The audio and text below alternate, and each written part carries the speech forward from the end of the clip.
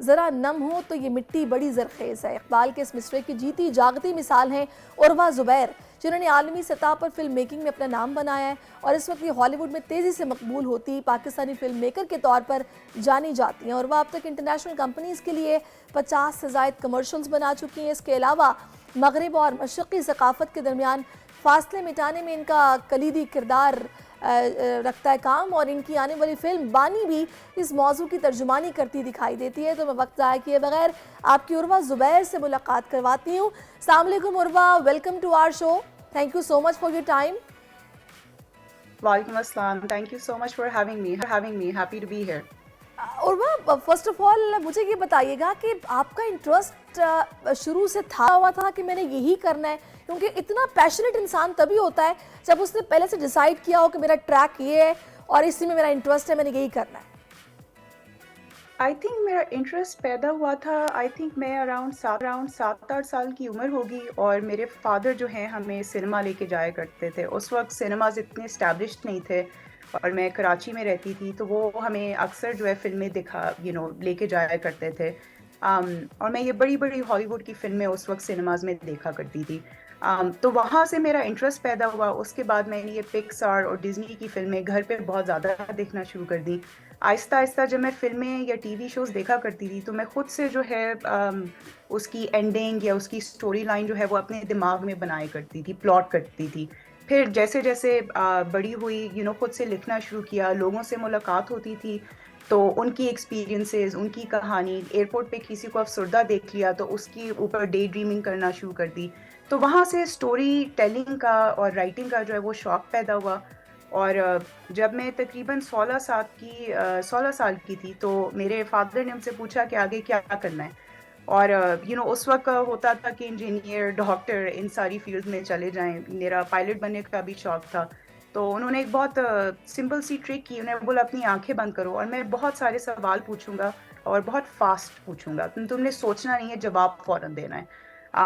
तो कुछ सवाल के बाद उन्होंने मुझसे मेरी करियर चॉइस पूछी और मेरे मुंह से बिल्कुल फिल्म मेकिंग का नाम निकल गया। तो उसके बाद से फिर मैंने पीछे नहीं देखा, वहाँ से बैचलर्स, मास्टर्स और खुद से फिल्में लिखना और बनाना शुरू की। तो never look back after that. ज़बरदस्त। अच्छा उर्वा, अपने करियर में अगर थोड़ा सा पास्ट में चली जाएं तो फर्स्ट जो ब्रेक थ्रू आपको मिला वो कब मिला, कब मतलब आपका इंट्रोडक्शन हुआ ये इंटरनेशनल इंडस्ट्री के साथ, ज़रा वो हमें बताइए। जब मैं यहाँ आ चुकी थी, मैं यूएस में इस वक्त रहती हूँ, और जब मैं यूएस अपने मास्टर्स के बाद मैं एलए मूव हो गई, और वहाँ पे मैंने जो है कमर्शियल्स और म्यूज़िक वीडियोस में काम करना शुरू कर दिया। तो एक बहुत मशहूर बैंड है आइकॉना पॉप के नाम से, उनके काफ़ी गाने हैं जो कि काफ़ी मशहूर हैं और आई एम श्योर पाकिस्तानी अवाम को भी पता होंगे। तो उनकी एक म्यूज़िक वीडियो मैंने की थी, और वो एक बहुत बहुत ही बड़ा चैलेंज था कि हमारे पास बजट बहुत कम था, हालांकि it's a very big band, और एक दिन का शूट था, और उसके अंदर हमने जैसे क्रिएटिवली एक पजल पीस था कि हमने इसको सॉल्व कैसे करना है। तो वहाँ से जब उधर वो मैंने एक एसोसिएट प्रोड्यूस जब की एक म्यूज़िक वीडियो, उसके बाद मेरे लिए वहाँ से बहुत ज़्यादा दरवाजे खुल गए, उस बैंड की तरफ की कंपनी की तरफ से काफ़ी खुले। और उसके बाद मैं कमर्शियल्स में चली गई। कमर्शियल्स में मैंने United airlines, Chase bank, Warner brothers, Paramount, काफ़ी सारी कंपनीज हैं उनकी। एक तरीके से गॉड जस्ट क्रिएटेड अ वे, एक के बाद एक चीज़ खुद ही अल्हम्दुलिल्लाह लाइन अप होती गई। But I think the very first breakthrough जो है वो आइकॉना पॉप की म्यूज़िक वीडियो थी, जहाँ से मेरे लिए रास्ते खुले। ज़बरदस्त। अच्छा पूर्वा, अब वैसे आप किस तरह देख रही हैं पाकिस्तान में जो फिल्म मेकिंग इंडस्ट्री है, आपके ख्याल में डिफरेंस है पहले में और अब में, या फिर आपको लगता है कि प्रॉपर एक रिफॉर्म्स की ज़रूरत है, चीज़ें बदलनी चाहिए? क्या सोच रखती हैं आप, क्योंकि हैं तो आप पाकिस्तानी, ज़ाहिर है दिल तो हमारा पाकिस्तान के साथ धड़कता है, और हम जो करते हैं बिल्कुल। हम सोचते हैं कि हम जो कर रहे हैं वहाँ पर अगर ऐसा होता तो कितना अच्छा होता। आपकी क्या सोच है? नहीं, बिल्कुल, देखें, Pakistan is home, it's always going to be home, first and foremost I am always going to be Pakistani. Pakistan में टैलेंट की कोई किल्लत नहीं है। In fact Pakistan has amongst the most talented people that I work with and I continue to work with. लेकिन opportunities की unfortunately थोड़ी सी जो है वो कमी है। अगर आप फिल्म मेकिंग के उससे देखा जाए तो बहुत सारी प्रोडक्शन कंपनीज हैं पाकिस्तान में जो कि इस वक्त फिल्में बना रही हैं। आई थिंक जो अपकमिंग टैलेंट है उनको अपॉर्चुनिटीज़ की ज़रूरत है, and what we can do is कि आप जो है फंड्स क्रिएट करें। फॉर एग्जांपल विप्लैश एक ऑस्कर विनिंग मूवी है, ला ला लैंड एक ऑस्कर विनिंग मूवी है।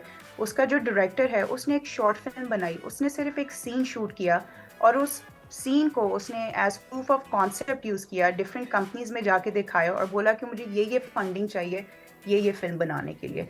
और उस सीन के की वजह से जो है उसको फंडिंग मिली, किसी ने बेसिकली उसके ऊपर चांस लिया था, and then he made that film और उसकी दोनों फिल्में ऑस्कर जीत चुकी हैं।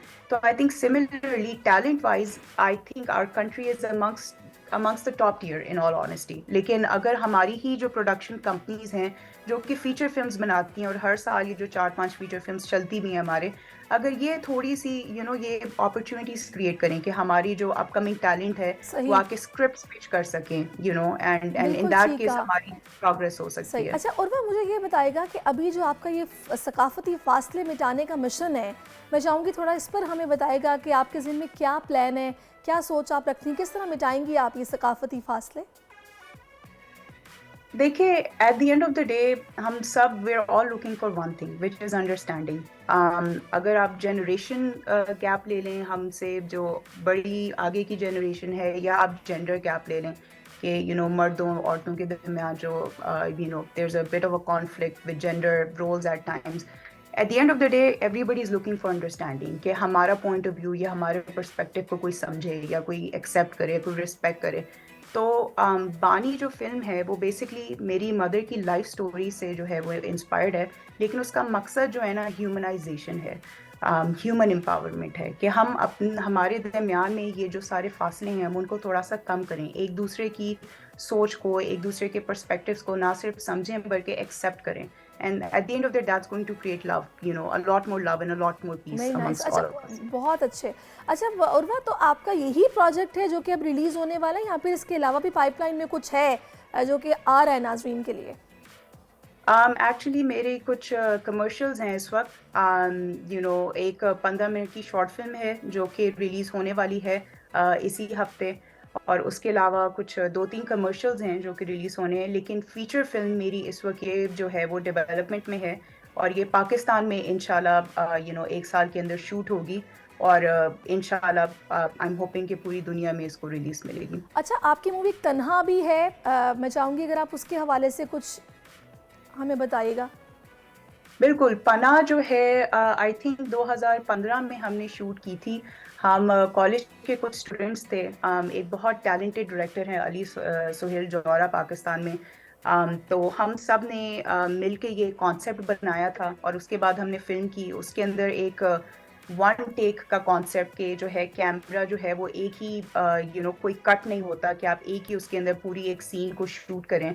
और वजदान शाह एक बहुत ही is a very brilliant actor. तो it started off as a school project कि हम सब पैशनेट बच्चे थे, हमने स्टोरी लिखी और उसके बाद जाके शूट किया, लेकिन हम एक्सपेक्ट नहीं कर रहे थे कि हम इसको फेस्टिवल्स में डालेंगे तो उसको इतनी ज़्यादा रिकग्निशन मिल जाएगी। सही। तो उर्वा, अब आपकी वैसे प्रेफरेंस क्या होती है जो आप लोग शूट करते हैं, कोशिश करते हैं कि वो बाहर ही हो, यहाँ पर जिस तरह आपका ये सकाफती फासले मिटाने का मिशन है, तो क्या पाकिस्तान आकर भी आप लोग शूट करते हैं या फिर ये सारे आउट ऑफ कंट्री, मतलब पाकिस्तान से बाहर ही हैं? लेकिन जो मेरे इस वक्त क्लाइंट्स हैं वो सारे यूएस बेस्ड हैं, तो उनकी शूट्स भी जो हैं वो यूएस में होती हैं। लेकिन मेरे कुछ पर्सनल पैशन प्रोजेक्ट्स हैं और फीचर फिल्म्स हैं जो कि मैं बनाना चाहती हूँ, और उनकी फंडिंग जो है वो हॉलीवुड से रिलेटेड है, लेकिन एग्जीक्यूशन और शूटिंग जो है वो पाकिस्तान में, क्योंकि मैं पाकिस्तान का कल्चर और खूबसूरती जो है वो दिखाना चाहती हूँ। सही। अच्छा, मैं चाहूँगी कि हमारे वो फ़िल्म मेकर्स जो कि पाकिस्तानी हैं और ये चाहते हैं कि वो हॉलीवुड के साथ कनेक्ट हो जाएँ, उनको आप किस तरह क्या मशवरा देंगी कि वो किस तरह कनेक्शन में आ सकते हैं या फिर अपनी सर्विसेज़ या अपनी स्किल्स इंटरनेशनल लेवल पर भी दिखा सकें? देखें, पहले तो ये है कि अपना काम आगे दिखाएं। Don't be afraid to reach out to people outside, whoever is present here। मैं हूँ, ये जो जितने भी हमारी एक बहुत छोटी सी कम्युनिटी है पाकिस्तानी फिल्म मेकर्स की इधर, reach out, showcase your work. आप क्लाइंट्स को डायरेक्टली जो है वो रीच आउट करके अपना काम दिखाएं, काम खुद बोलता है। तो जब आप खुद से जो है इसको अपने आप को पिच करेंगे, अपने काम को पिच करेंगे, और जब आपका काम खुद ही बोलेगा तो there is nothing that can stand in your way.